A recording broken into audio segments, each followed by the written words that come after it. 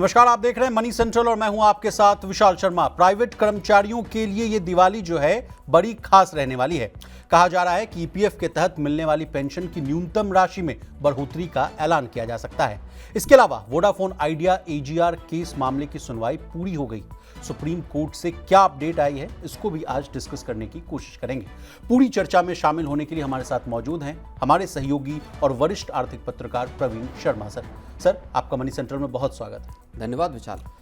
EPFO यानी कर्मचारी भविष्य निधि संगठन की बोर्ड मीटिंग इस समय चल रही है, जिसमें कई अहम फैसलों पर चर्चा हो रही है। इस मीटिंग का सबसे बड़ा मुद्दा क्या है, इसको आज जानने और समझने की कोशिश करेंगे। इसी कहानी के साथ में हाल ही में जो आरबीआई ने ईपीएफओ को कुछ जरूरी सुधार के लिए सुझाव दिए हैं, उसको भी विस्तार से जानने की कोशिश करेंगे। इसके अलावा आज चर्चा करेंगे मशहूर किताब रिच डैड पुअर डैड के लेखक रॉबर्ट कियोसाकी की नई चेतावनी। इन्होंने एक बार फिर सभी लोगों को अलर्ट जारी करते हुए कहा कि सबसे बड़ा क्रैश आने वाला है। अब कहां बनेगा पैसा, ये सवाल जो है बड़ा सवाल है। इस सवाल का जवाब ढूंढने की कोशिश करेंगे और अंतिम में चर्चा करेंगे क्रिप्टो मार्केट में मचे हाहाकार की। डोनाल्ड ट्रंप ने चीन पर 100% का नया टैरिफ और एक्सपोर्ट कंट्रोल लगाने का ऐलान किया, जिसके बाद बिटकॉइन और शेयर बाजारों में बड़ी गिरावट आई। क्रिप्टो मार्केट में भूचाल आने से कई निवेशकों के पोर्टफोलियो जो है वो भी साफ हो गए। कितने अरब डॉलर का हुआ है नुकसान, आगे क्या होने वाला है, और क्रिप्टो से जुड़े सारे प्रश्नों का जवाब जो है वो आज तलाशने की कोशिश करेंगे। तो चलिए बिना देर किए फटाफट करते हैं मनी सेंट्रल की शुरुआत। ईपीएफओ की बोर्ड मीटिंग चल रही है, जिसमें कई अहम मुद्दों पर चर्चा हो रही है। सबसे बड़ा मुद्दा जो है न्यूनतम पेंशन को 1,000 रुपए से बढ़ाने का है, जिसे आखिरी बार 2014 में तय किया गया था। अब बढ़ती महंगाई और खर्चों को देखते हुए इसे बढ़ाने का प्रस्ताव रखा गया है। इसके साथ ही मीटिंग में ईपीएफओ 3.0 जैसे डिजिटल रिफॉर्म्स पर भी चर्चा हुई। प्रवीण सर, न्यूनतम पेंशन कितनी बढ़ाई जाएगी और ये कब से लागू होगी, ये सवाल जो है सभी के मन में है सर। करीबन 8 करोड़ के आसपास मेंबर्स हैं और लगातार जो है कहा जा रहा है कि 10 तारीख से ही मीटिंग जारी है। तो क्या आउटकम नहीं आ पा रहा है क्या? नहीं, आज भी मीटिंग जारी है और उसमें कुछ बड़े फैसले लिए जाने की उम्मीद है। अब फैसला आज हो जाएगा या नहीं ये अभी स्पष्ट नहीं है, लेकिन चूँकि 10 तारीख से मीटिंग चल रही है और आज भी इस मीटिंग के जारी रहने की खबरें आ रही हैं, तो हो सकता है कुछ बहुत बड़े फैसले अब इस जो सीबीटी की मीटिंग है, सेंट्रल बोर्ड ऑफ ट्रस्टीज़ की जो बैठक है ईपीएफओ के, उसमें कुछ बड़ा फैसला किया जा सकता है। और अगर सब सही रहा, क्योंकि देखिए जो सरकार है वो इस बारे में विचार पहले से कर रही है कि क्या जो प्राइवेट सेक्टर के या ऑर्गेनाइज्ड सेक्टर के जो कर्मचारी हैं संगठित क्षेत्र के, उनके लिए क्या जो पेंशन है न्यूनतम उसको बढ़ाया जा सकता है या नहीं जी। और इस पूरे मसले पर इस जो बैठक है इसमें ब्रेनस्टॉर्मिंग चल रही है, इसमें विचार विमर्श चल रहा है। जी। मुझे ऐसा लगता है कि चूंकि सरकार लगातार पिछले कुछ वक्त से सरकारी कर्मचारी हों या बाकी के आम जो लोग हों, उनके लिए जिस तरह के बड़े ऐलान कर रही है, उस कड़ी में यहाँ भी पेंशन की बढ़ोतरी को लेके, क्योंकि 10 साल इस चीज़ को भी हो गए एग्जैक्टली सर। जब पिछली बार 1,000 रुपये की मिनिमम पेंशन 2014 में की गई था। थी। 2014 में 11 साल बल्कि हो गए। तो हो सकता है कि सरकार जो पहले बात आ रही थी कि जो 1,000 रुपये से बढ़ा के 2,500 रुपये कर सकती है, इस फैसले को इस मीटिंग में मंजूरी विशाल दी जा सकती है। जी सर।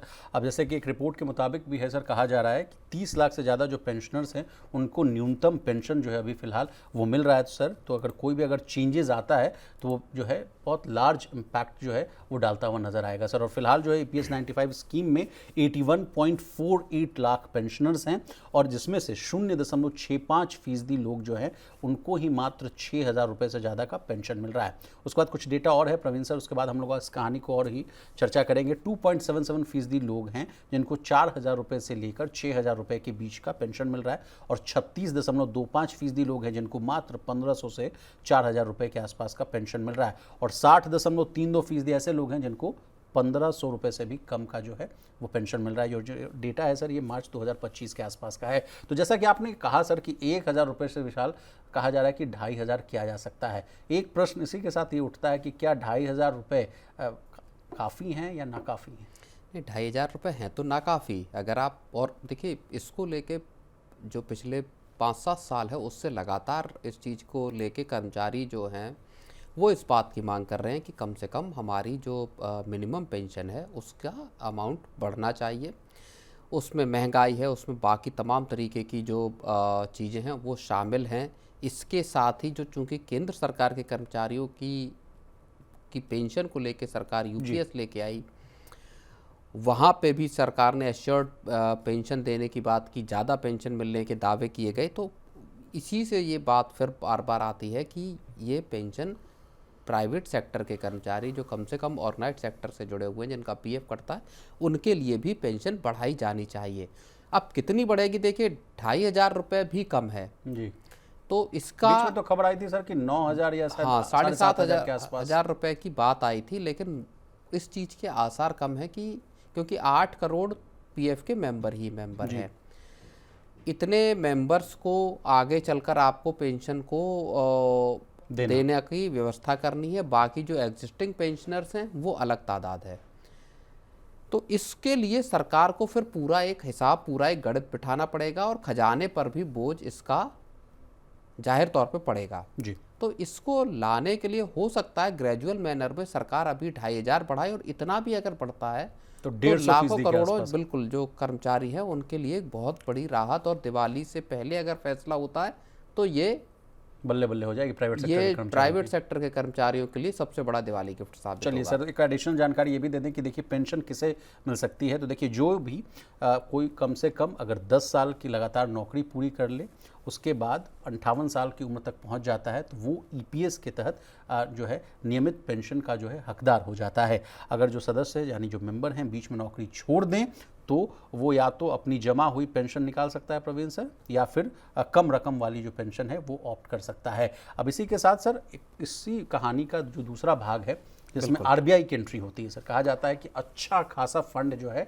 इनके पास है, कॉर्पस शायद 24 से 25 लाख करोड़ के आसपास का पैसा जो है ये मैनेज कर रहे हैं। लेकिन मैनेज जो कर रहे हैं उसी से सवाल उठ रहा है, कहा जा रहा है कि आप अच्छी तरीके से मैनेज नहीं कर पा रहे हैं।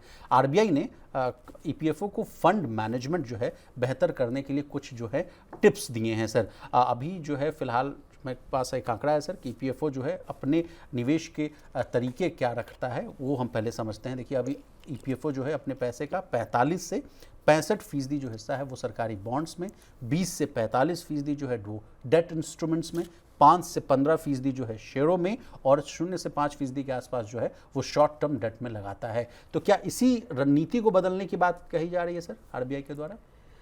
बिल्कुल देखिए, और ये जो हुआ क्या था कि सरकार जो है या लेबर मिनिस्ट्री जो है वो आरबीआई के पास पहुंची थी और आरबीआई से ये मांग की थी कि आप हमारे जो पूरा ईपीएफओ को मैनेज करने का तौर तरीका है इस पर एक नज़र डालिए और ये देखिए कि इसमें सुधार क्या किए जा सकते हैं। और इसको लेके जनवरी में इसी साल एक बैठक हुई थी आरबीआई की और लेबर मिनिस्ट्री के कर्मचारियों की। उसके बाद आरबीआई ने इस पूरे जो ईपीएफओ के जो इन्वेस्टमेंट है, फंड मैनेजमेंट करने का तरीका है, अकाउंटिंग की जो प्रैक्टिसेस हैं, इन सब पर नज़र डाली जी। अब मसला ये है कि एफवाई जो 25 है या फिस्कल ईयर 2024-25 है उसके लिए ईपीएफओ ने 8.25% का ब्याज घोषित किया है जी। 8.25 ना 8.25% का 8.25% का ब्याज ज़्यादा ब्याज है जी। इसी के रिस्पेक्ट में अगर आप देखेंगे, चूंकि आपने भी जैसा बताया कि लगभग 45% तक पैसा जो है वो गवर्नमेंट सिक्योरिटीज़ में जाता है जहां से सरकार ब्याज देती है। 10 साल की जो सरकार की बॉन्ड यील्ड है वो आपकी 6.86% पर है।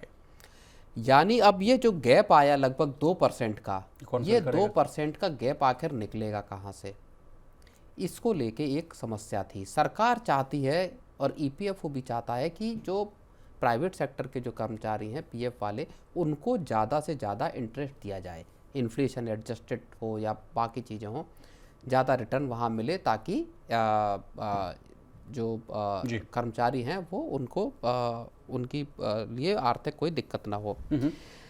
अब इस पे आरबीआई ने पूरा इनका गणित देखा और उसमें कुछ सीरियस कंसर्न आरबीआई ने जाहिर किए। सबसे पहली चीज़ है इन्वेस्टमेंट के तरीके की।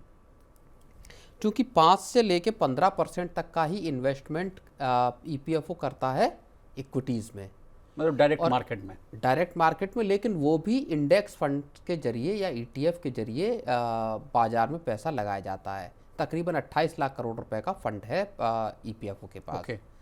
तो अब इस पैसे में भी एक जो मैंडेट है, बहुत सख्त नियम है ईपीएफओ के बेचने निकालने के। उसमें यह है कि आपका पहली जो आपत्ति आरबीआई की थी वो इस बात को लेकर थी कि आप का एक प्री डिटरमिन्ड टाइम है कि जहां उसके बाद आप उसको बेच ही देते हैं, जो ईटीएफ है, जो इक्विटीज का पोर्शन है। अब उसमें 4 साल का कैप है जी, होल्डिंग कैप 4 साल का, 4 साल के बाद आप बेच देते हैं। आरबीआई का कहना है कि मार्केट की परिस्थितियां कैसी भी हो आप उसको निकाल देते हैं। तो उसमें एक प्रस्ताव जो ईपीएफओ का है उसमें यह भी है कि उन्होंने कहा है कि जो होल्डिंग पीरियड है ईटीएफ का वो 4 साल से बढ़ा के 5 साल किया जाए शेयरों में। तो रिजर्व बैंक का कहना है कि इसमें आपको थोड़ा फ्लेक्सिबल होना पड़ेगा, जब बाजार अच्छा हुआ आप तब बेचिए उसको। तो एक तो उनका ये सुझाव है, या दूसरा उनका कहना है कि जो आप इन्वेस्टमेंट कर रहे हैं उसमें बहुत ज़्यादा आपका एक्सपर्टीज नहीं है, उसके लिए आपको ज़्यादा बेहतर एक्सपर्टीज की आपको जरूरत है। मतलब कहने का मतलब कि फंड मैनेजर, अच्छे फंड मैनेजर, बिल्कुल अच्छे तरीके से आपका पैसा उसमें मैनेज हो, इसकी व्यवस्था हो। तो सर, तो वो फंड मैनेजर्स लाने में तो बहुत मोटा खर्च भी तो होगा। मान लीजिए आईआईटी आईएम से पढ़े हुए जो है, जो कहा जाता है जो बड़ी बड़ी कंपनियां हायर कर रही हैं, तो वो फिर पैसा भी तो खर्च होगा, बर्डन पड़ेगा। वो सही है, लेकिन 28 लाख करोड़ का कॉर्पस भी है। दूसरे जो आरबीआई का एक कंसर्न था, आरबीआई की जो चिंता थी, वो आरबीआई ने कहा कि आप उस पैसे को लगाने को लेके बात करते हैं जो पैसा आपके पास नया आ रहा है, पीएफ के मेंबर्स का जो नया पैसा आ रहा है, आप उस पैसे को लगाने का, इन्वेस्टमेंट करने का आप उसी पैसे को लगाते हैं। रिजर्व बैंक का कहना है कि आप इसकी बजाय आपकी अप्रोच ये होनी चाहिए कि जो टोटल आपका फंड है जितना, उस पैसे को किस तरह से डिप्लॉय किया जाए, आपको इसका हिसाब किताब करना चाहिए, इस पैसे को डिप्लॉय करना चाहिए। और तीसरी बड़ी बात जो थी वो आरबीआई ने कहा कि आप जो लॉसेस हैं जो इन्वेस्टमेंट में हो रहे हैं, आप उसको या प्रोविजनिंग को आप नहीं दिखा रहे अपनी अकाउंटिंग प्रैक्टिसेस में। ये एक गड़बड़ी है, इसको भी दुरुस्त करना होगा। तो 3-4 बड़े मसले आरबीआई ने ईपीएफओ के सामने फ्लैग किए हैं। अब आज की जो बैठक है या जो चल रही है, क्या इसमें इन चीज़ों पे भी बड़े फैसले होते हैं विशाल, ये भी देखने वाली बात है। और सर, ईपीएफओ के जो 3 फंड हैं, जो प्रोविडेंट, पेंशन और इंश्योरेंस, वो भी कहा जा रहा है कि उनके लिए भी एक ही निवेश का जो तरीका है जो लोग रखे हुए हैं, उसको भी कहा जा रहा है कि ये सही नहीं है। आरबीआई ने कहा कि हर फंड की जो है ज़रूरत के हिसाब से अलग अलग जो है इन्वेस्टमेंट स्ट्रैटेजी जो है वो आपको बनानी चाहिए ताकि आप बेहतर रिटर्न्स पा सकें। तो ये है सर ईपीएफओ से रिलेटेड खबर। और जो पेंशन बढ़ोतरी की बात है या तमाम जो फैक्टर्स हैं, वो इस जो है बैठक के बाद जो है वो पिक्चर जो है वो क्लियर होती हुई नजर आएगी सर। तो चलिए सर आगे बढ़ते हैं।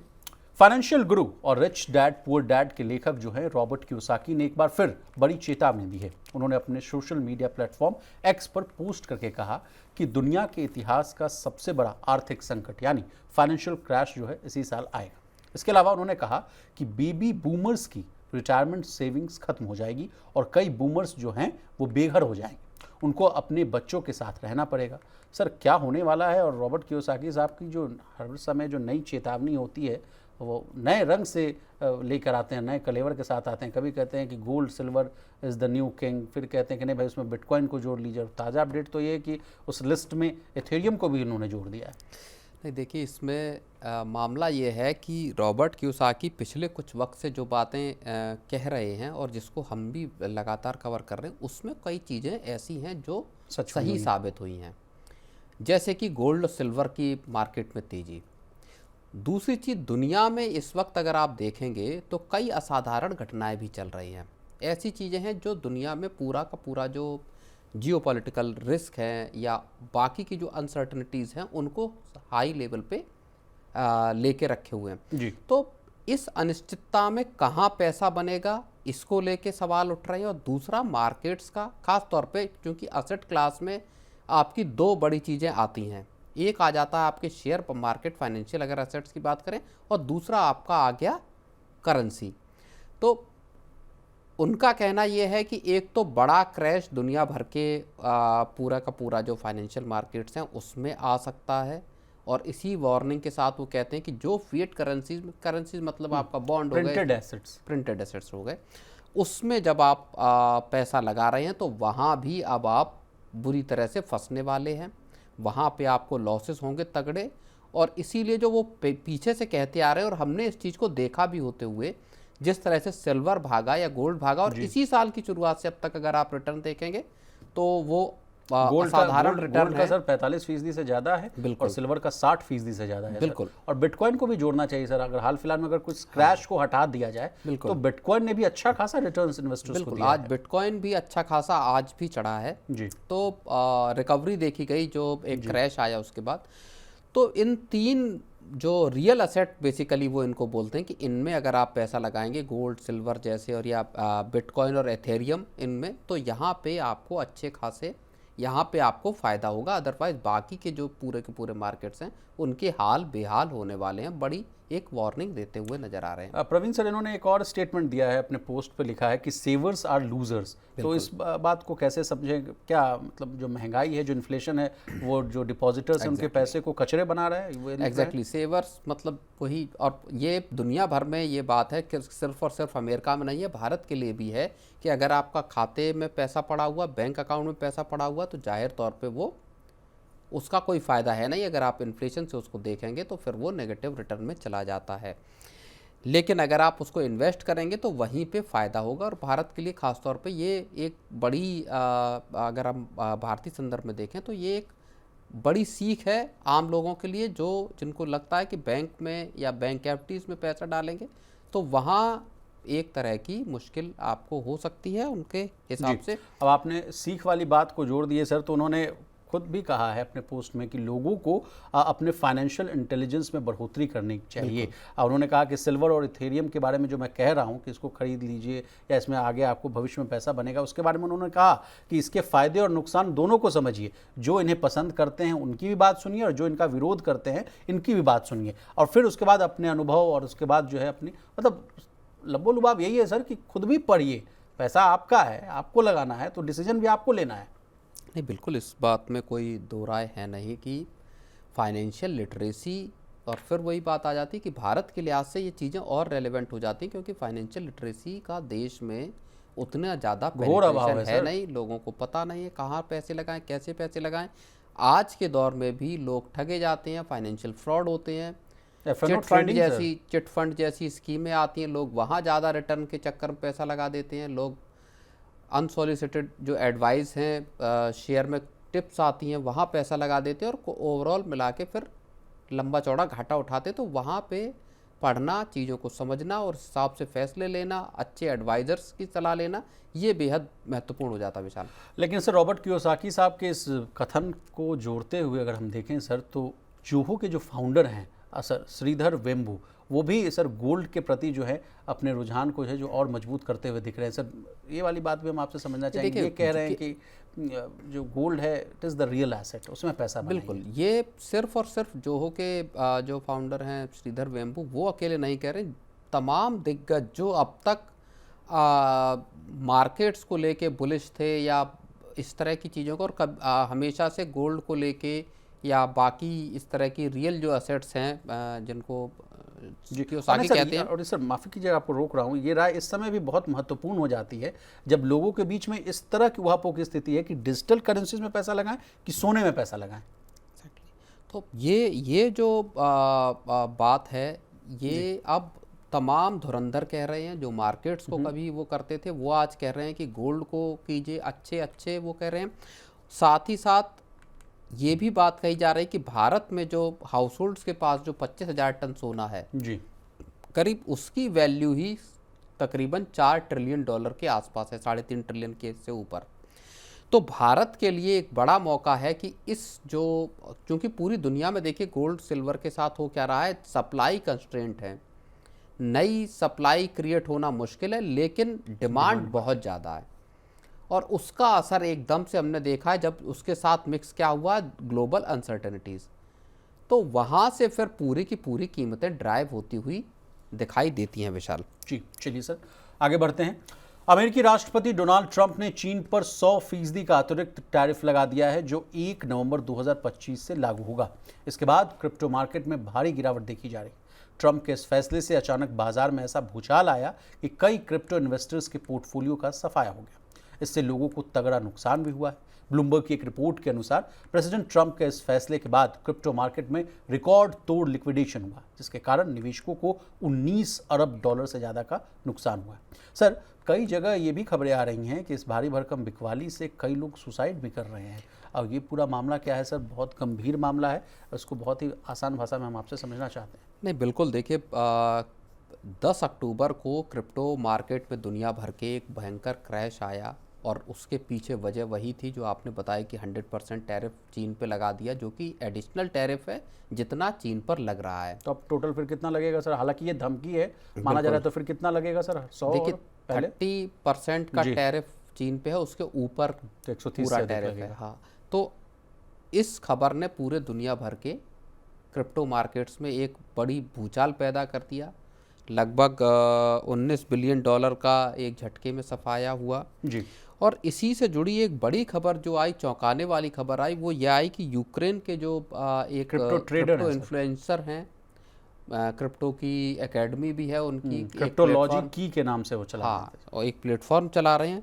तो वो कॉन्स्टेंटिन गैलिस जो हैं, वो अपनी गाड़ी में मृत पाए गए। उनका गन शॉट का घाव था और पास में ही बताया जाता है कि उनकी पिस्टल थी, जिससे तो उनकी मौत, जिसमें बड़ी बात ये आई कि उनके साथ जुड़े लोग जो थे, उनको जो इन्वेस्टर थे, उनको 30 मिलियन डॉलर का लॉस हुआ इस क्रिप्टो के क्रैश में। यानी तकरीबन 250 3 करोड़ डॉलर का अच्छा, 3 करोड़ लॉस, 3 करोड़ डॉलर का लॉस जो है वो हुआ। और क्या इस घटना की वजह से उन्होंने सुसाइड किया? इसके बाद खबरें ऐसी भी आई कि कई जगहों पर क्रिप्टो के लॉस के मारे लोगों का जो है वो सुसाइड की खबरें, हालांकि अपुष्ट है। बड़ी जो खबर थी वो ये वाली खबर थी, जहाँ पे कि ये गैलिस ने जो है। अब क्या हुआ कि इस अनसर्टनिटी में सारे के सारे जो है वो क्रिप्टो एसेट्स जो है, मेरे पास कुछ डेटा है सर। बिल्कुल। ट्रंप के ऐलान के तुरंत बाद सर बिटकॉइन और इथेरियम जैसे जो प्रमुख क्रिप्टो करेंसी थे, उसके दाम जबरदस्त गिरे।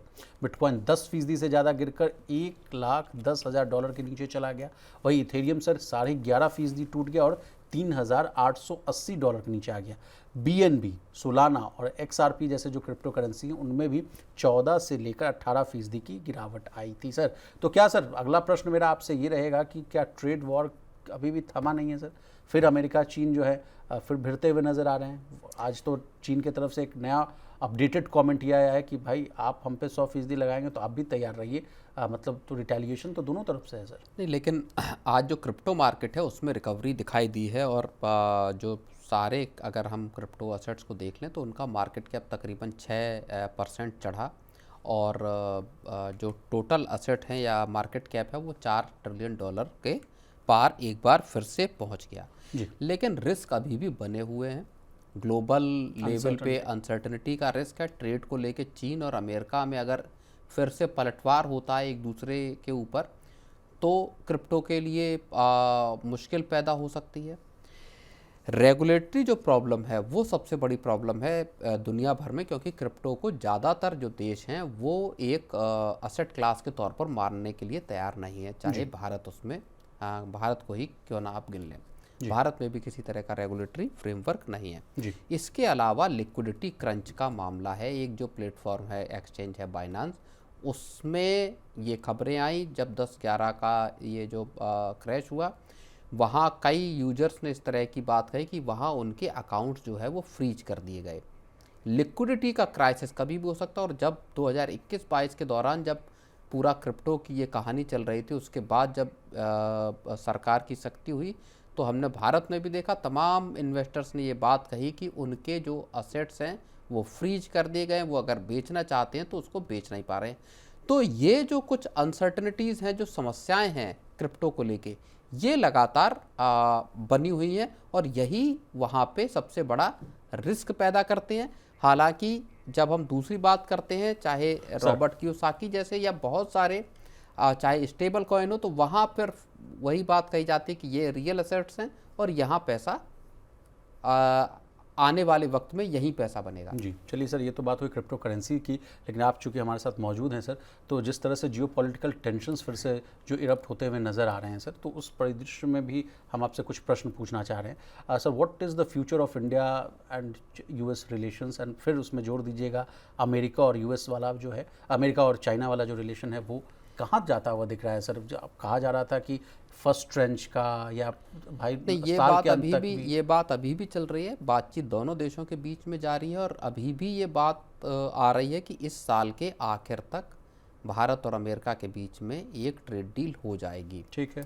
हाल में प्रधानमंत्री मोदी की बात भी हुई है राष्ट्रपति ट्रंप से, और इस बात की उम्मीदें हैं कि एक ट्रेड डील दोनों देश अभी कर सकते हैं। जी, अब मैं प्रश्न इसलिए पूछा सर कि मैं सबसे पहले फर्स्ट रिएक्शन यही आता है कि अगर भारत और अमेरिका के बीच में ट्रेड डील नहीं हो रही थी, उसके पीछे बीच में वजह थी कि चीन से आप जो था बहुत तालमेल अच्छा ठीक कर ले रहे थे, आपको लग रहा था उधर से हम काम चला लें। लेकिन अब अमेरिका और चीन के बीच में जो रसाकसी हो रही है, तो फिर क्या अमेरिका भारत का रुख कर सकता है कि चलो भाई अब नक्की कर लेते हैं फिर नहीं, से देखिए, डील कर लेते पिछले अगर आप कुछ दिनों की बात को देखेंगे तो भारत और अमेरिका के बीच में जो एक बर्फ जम गई थी रिश्तों के बीच में, कड़वाहट दिखाई दे रही थी, उसको कम करने में मदद मिली है। दोनों नेताओं ने एक दूसरे से बात की है, ट्विटर पे संदेश लिखे हैं, तो ये कुछ दोनों देशों ने कड़वाहट को कम करने की कोशिश की है। दूसरी बड़ी बात यह है कि अभी परसों ही जो सर्जियो गोर हैं, जो राष्ट्रपति ट्रंप के चीफ ऑफ स्टाफ थे,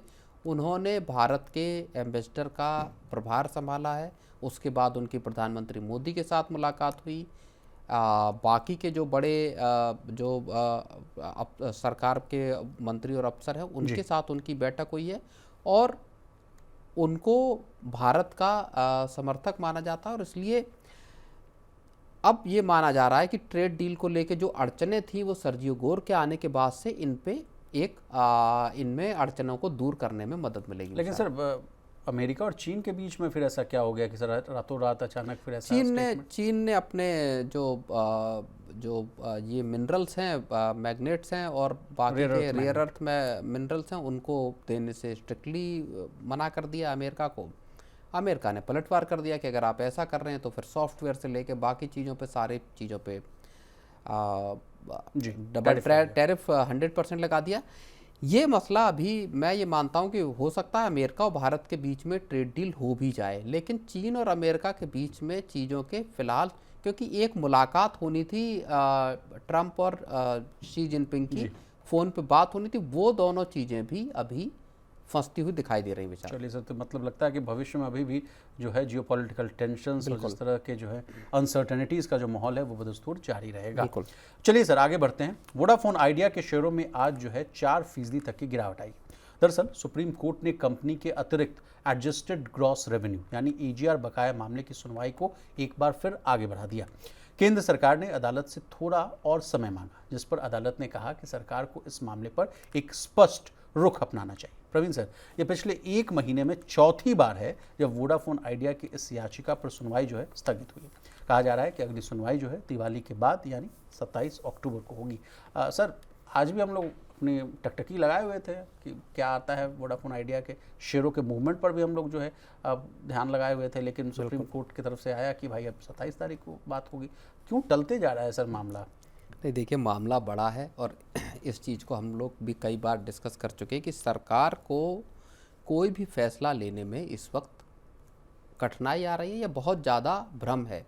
अलग अलग जो मिनिस्ट्रीज़ हैं, चाहे जो कैबिनेट हो या PMO हो या फिर आपका DOT हो, सबको एक साथ लेकर आना, उस पर एक सहमति बन पाने में मुश्किल है, क्योंकि पैसा जो है, जो खजाने की बात है, वो बड़ी चीज़ है। वहाँ पे लंबा चौड़ा अमाउंट इसमें इन्वॉल्व है। 80-83 हज़ार करोड़ रुपए का EGR का ही बकाया है वोडाफोन आइडिया पे। और ऐसे में अगर सरकार कोई एक राहत किसी एक कंपनी को देती है तो उसका फिर पूरा का पूरा उसके रिपल इफेक्ट पूरे के पूरे इंडस्ट्री में जाएंगे। सर मेरे पास ना घटनाक्रम का क्रोनोलॉजी है, बहुत अच्छे तरीके से मैं बता रहा हूँ। देखिए 19 सितंबर की बात है, केंद्र ने कोर्ट को बताया कि वोडाफोन की जो याचिका का उसका विरोध नहीं करता, लेकिन कंपनी में उसकी हिस्सेदारी के कारण इस मसले का समाधान जो है वो जरूरी है। कोर्ट ने कहा कि किसी निष्कर्ष पर पहुंचना जरूरी है और सुनवाई को क्या कहा गया कि 26 सितंबर तक स्थगित कर दिया गया। 26 सितंबर को सर केंद्र की ओर से पेश जो हुए सॉलिसिटर जनरल तुषार मेहता ने याचिका पर जवाब देने के लिए और समय मांगा सर, और वोडाफोन आइडिया ने कोई आपत्ति नहीं जताई। कोर्ट ने सुनवाई को 6 अक्टूबर तक के लिए टाल दिया। 6 अक्टूबर की मैं बात कर रहा हूँ, केंद्र सरकार ने फिर से अतिरिक्त समय की मांग की। वोडाफोन आइडिया की ओर से कहा गया कि कंपनी को कोई आपत्ति नहीं, और उन्होंने हल्के अंदाज में कहा कि सर हम इस साल जो है दिवाली मनाना चाहते हैं। तो सुनवाई जो है 13 अक्टूबर तक के लिए टाल दी गई। और आज जो है जैसा कि आपको पता ही है, केंद्र ने एक बार फिर से अतिरिक्त समय मांगा है। सुप्रीम कोर्ट ने सुनवाई की जो नई तारीख है वो दिवाली के बाद अब 27 तारीख को, तो मतलब दिवाली मनाने दिया गया है। नहीं, सरकार देखिए क्या फैसला लेगी, और इसमें चांस इस बात के ज़्यादा है कि सरकार किसी न किसी राहत की तैयारी कर रही है, उसका प्लान बना रही है कि किसी भी मुमकिन तरीके से वोडाफोन आइडिया को एक राहत सरकार दे सके, ताकि कंपनी भी चलती रहे, सरकार के खजाने को भी चोट न पहुंचे। और यही बैलेंस असल में बनाना सरकार के लिए इस वक्त मुश्किल हो रहा है तमाम तरह के। और बिल्कुल उसमें एक और बात है कि एक तरफ सरकार राहत देने की बात सोच रही, दूसरी तरफ डीओटी से एक 5606 करोड़ रुपए की additional demand G Vodafone idea के पास पहुंच गई, जिसको लेके वोडाफोन आइडिया फिर सुप्रीम कोर्ट गए। जी जी।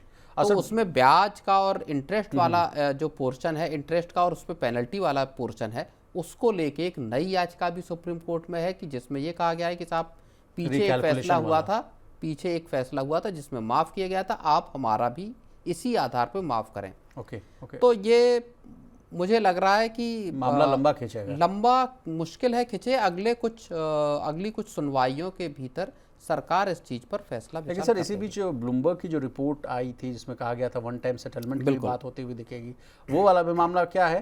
नहीं, बिल्कुल उसमें ये कहा गया कि सरकार बिलियंस ऑफ डॉलर्स की, यानी कई अरब डॉलर की एक मदद दे सकती है एजीआर ड्यूज में भी। पहले जो बकाया जो इंटरेस्ट का पोर्शन है और पेनल्टी का पोर्शन है उसको माफ़ किया जाएगा, और उसके बाद जो प्रिंसिपल अमाउंट है वहाँ पर भी सरकार राहत दे सकती है। चलिए सर, तो आपका बहुत शुक्रिया, आपने कीमती समय निकाला और तमाम विषय को बहुत ही आसान भाषा में विस्तार से समझाने की कोशिश की।